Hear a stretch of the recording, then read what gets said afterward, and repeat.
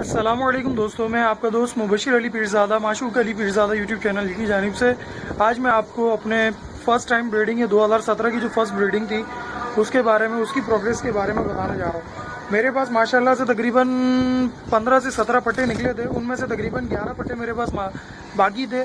उनमें से भी मैं माशाल्लाह से तकरीबन 6 और मज़ीद पट्टे बेच चुका हूँ। अभी मेरे पास जो बाकी हैं वो 4 पट्टे बाकी हैं, उनमें से तकरीबन 2 तो कंफर्म मेल हैं और 2 फीमेल हैं, जबकि एक मेल मेरे हाथ में है। ठीक है दोस्तों, इसकी प्रोग्रेस के हवाले से मैं अगर आपको बता सकता, अभी माशाल्लाह से इसके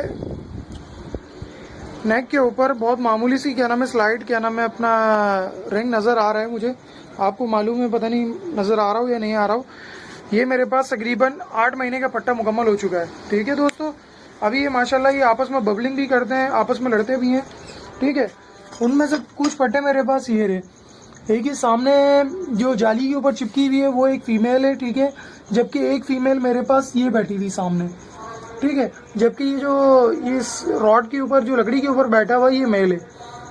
उसके अलावा जो 2 पीछे जाल के ऊपर चिपकी हुई हैं ये 2 फीमेल हैं, जबकि नीचे एक प्लम हेड की फीमेल है जो कि अभी अडल्ट एज में आने वाली है।